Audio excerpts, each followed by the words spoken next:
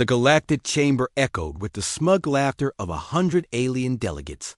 Marble-like eyes blinked in unison, mandibles clicked in arrogant rhythm, and gelatinous diplomats jiggled with mirth.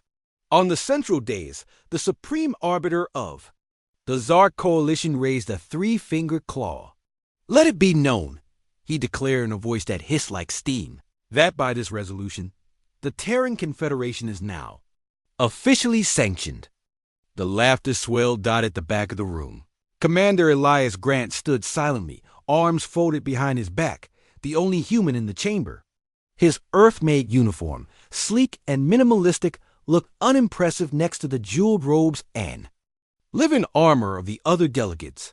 But his eyes, sharp, unreadable, scanned the assembly like a predator sizing up prey.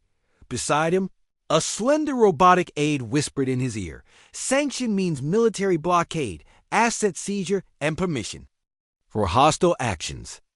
"I know what it means," Elias replied calmly. The Supreme Arbiter leaned forward, baring his venomous fangs in what passed as a grin. "Do you have anything to say, human, before your species is diplomatically erased?" Elias took one step forward. He didn't raise his voice. He didn't even smile. He just said, quietly, "Congratulations." The laughter died. Elias let the silence stretch, savoring it like a rare wine. Then he added, "You just declared war on the galaxy's deadliest species." 3 weeks later, the skies of Corin 7 burned. The Zark, fleet once considered unstoppable, was reduced to scrap metal and drifting corpses. Human dropships descended through firestorms, carving through enemy lines with brutal precision.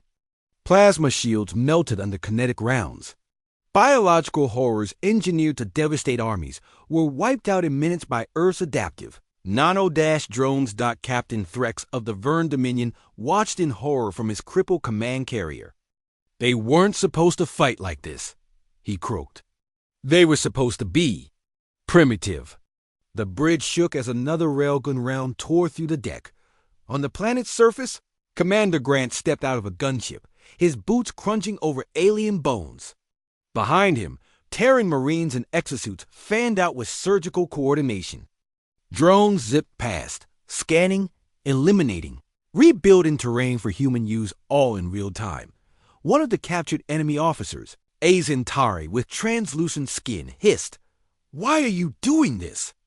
You're just one planet. You can't possibly defeat the entire galaxy." Grant knelt beside him. "One planet," he repeated. "But 8 billion predators, raised on war, tempered by history, and united by the simple fact that we don't back down." He gestured to the sky, where another alien dreadnought was torn apart mid-orbit. "You called us backward, weak, uncivilized. But you forgot one thing. Quote, the Zentari trembled. "What? We learned from all of you. Watched your wars, studied your tactics. You taught us everything we needed to know." And now he rose, eyes like steel. "We're better than you." Elsewhere, in the core of the Andromeda Accord, chaos reigned. Desperate calls flooded in from the front lines. Dozens of battle moons destroyed. Elite mercenary fleets vanished. Entire species were defecting to the Terran side, preferring the humans' brutal honesty to the Coalition's bloated corruption. On the chamber floor, the Supreme Arbiter slammed his claws on the table. "How are they winning?"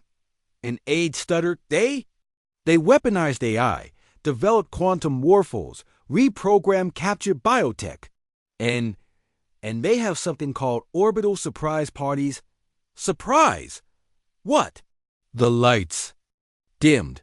A massive hologram lit up the center of the chamber commander Elias Grant, standing aboard the TNS Revenant, Earth's most advanced stealth dreadnought. "This message is for the Coalition."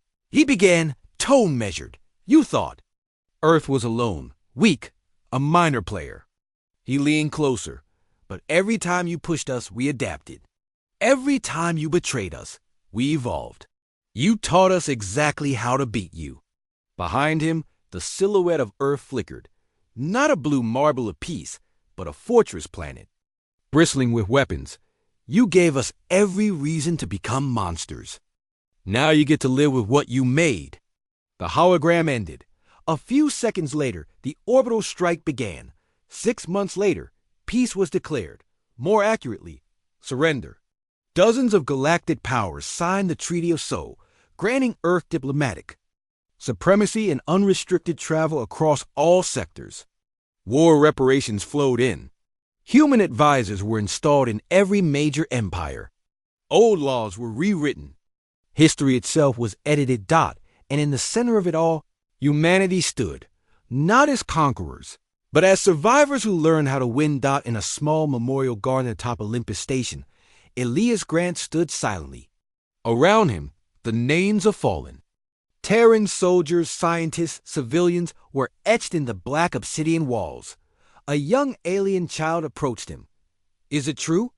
she asked softly, "that humans didn't start the war?" He nodded. "True. Then why did you win?" Elias looked at the stars. "Because we never lose the same way twice."